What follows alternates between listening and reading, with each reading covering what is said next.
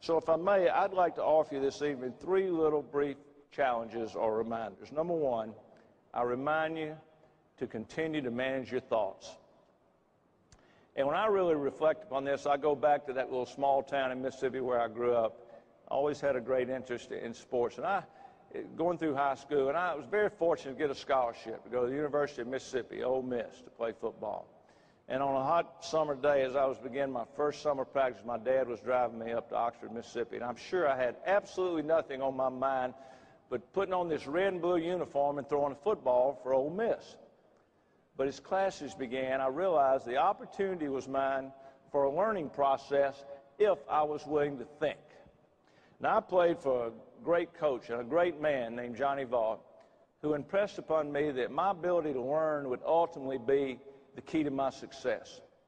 And I tell you what else Coach Vaught taught us as young 18 and 19-year-olds who thought we knew everything. And tell me if this doesn't relate to your business too. He also taught us that sometimes our opponents could be bigger and smarter, faster, have greater numbers in their books. But if we would think as winners, then we'd win. But he emphasized to us along the way, we needed to be better conditioned. We needed to be more disciplined. We needed more hustle. We needed more heart courage. We needed more desire. And we absolutely had to work more as a team. So it all started with the way we thought about ourselves, thought about our team, and thought about our challenge. So as you could see at a very early age, we were learning to manage our thoughts.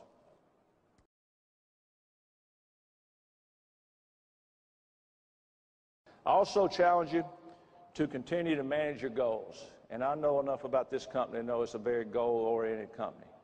And if you don't have a written goals program, I firmly believe if you don't have a written goals program, this is the best day of your life to start one.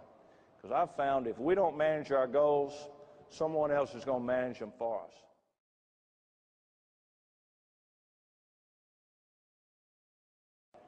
A long time ago, I learned a truism from the pastor of my church that I haven't forgotten, and that is indistinct goals create ineffective behavior. The way we behave is ultimately an expression of what we believe.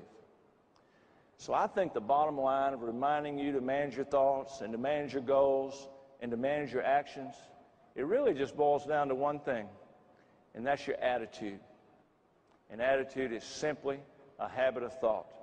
Someone a lot smarter than me said this about attitude: the longer I live, the more I realize the impact of attitude on life. Attitude to me is more important than facts. It's more important than the past, than education, than money, than circumstances, than failures, than successes, and than what other people say, think, or do.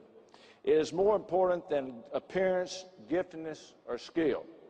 And it will make or break a company, a team, a school, a church, a home. The remarkable thing is we have a choice every day regarding the attitude that we will embrace for that day.